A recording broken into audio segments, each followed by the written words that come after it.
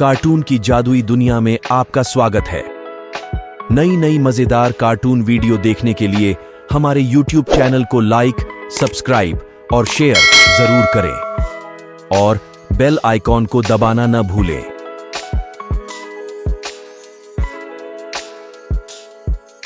इस कहानी का नाम पृथ्वी के अंत की कहानी।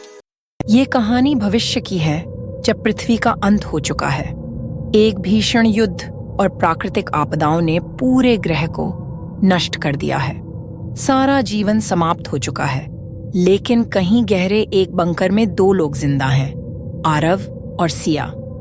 आरव एक वैज्ञानिक है जिसने इस विनाश को भांपते हुए एक सुरक्षित बंकर बनाया था, और सिया एक आर्टिस्ट है जो अपनी कला के माध्यम से जीवन के रंगों को फिर से उभारने की कोशिश कर रही थी। जब पृथ्वी पर सब कुछ खत्म हो गया तो किस्मत ने इन दोनों को एक साथ ला दिया। दोनों के पास कोई विकल्प नहीं बचा सिवाय इसके कि वे एक दूसरे का सहारा बने। आरव की तर्कसंगत सोच और सिया की भावनात्मक समझ के बीच एक अनोखा संबंध पनपता है। वे दोनों इस नए जीवन की शुरुआत करते हैं, एक ऐसी दुनिया में जहां न तो कोई सीमा है और न ही कोई समाज, सिर्फ वे दोनों हैं। धीरे धीरे आरव और सिया के बीच प्यार पनपने लगता है। वे एक दूसरे के विपरीत होते हुए भी एक दूसरे को संपूर्ण करते हैं। आरव की समझदारी और सिया की रचनात्मकता के बीच वे एक नई दुनिया की कल्पना करते हैं जो प्रेम और विश्वास पर आधारित हो। लेकिन कहानी में मोड़ तब आता है जब उन्हें एहसास होता है कि बंकर की ऑक्सीजन खत्म हो रही है। अब उनके पास बहुत कम समय बचा है और उन्हें एक महत्वपूर्ण निर्णय लेना होगा। क्या वे इस नए प्रेम को जी सकते हैं या फिर इसे खो देंगे? आरव और सिया बंकर में एक दूसरे के पास बैठे थे। ऑक्सीजन का स्तर तेजी से गिर रहा था और वे दोनों जानते थे कि उनके पास ज्यादा समय नहीं बचा है। आरव ने सिया का हाथ थाम लिया और दोनों ने अपने आखिरी पलों को साथ बिताने का निर्णय लिया। वे अपने जीवन के उन अनमोल क्षणों को याद कर रहे थे जब वे एक दूसरे के साथ हंसे, बातें की और अपने सपनों की एक नई दुनिया को साझा किया था।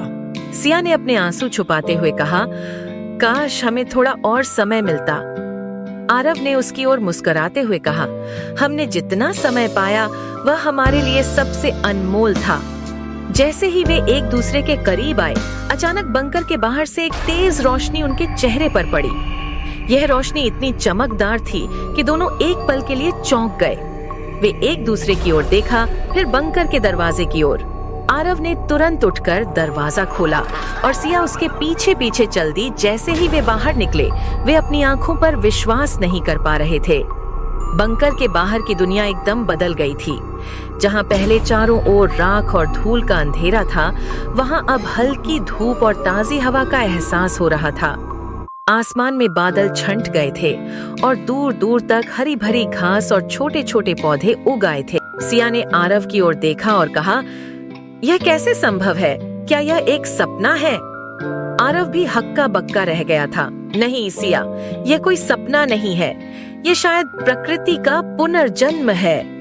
दोनों ने चारों ओर देखा। पक्षियों की आवाज, हवा की सरसराहट और जीवन का एक नया एहसास चारों ओर फैल रहा था।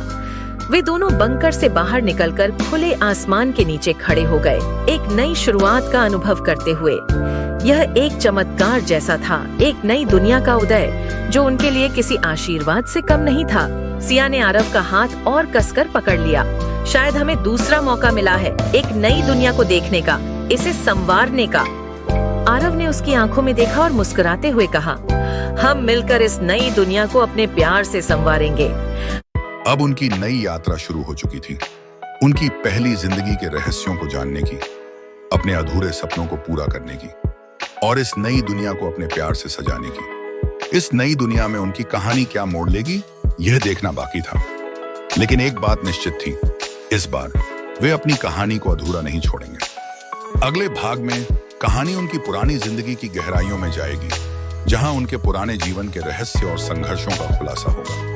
इस नए जीवन में वे उन चुनौतियों का सामना करेंगे जो उन्हें फिर से उनके पुराने दुश्मनों से लड़ने पर मजबूर करेंगे। क्या वे अपने प्यार को इस बार पूरा कर पाएंगे या फिर इतिहास खुद को दोहराएगा? आगे क्या हुआ जानने के लिए कार्टून की जादुई दुनिया चैनल को सब्सक्राइब कीजिए बेल आइकन को दबा दीजिए और कहानी को लाइक और शेयर करें। धन्यवाद।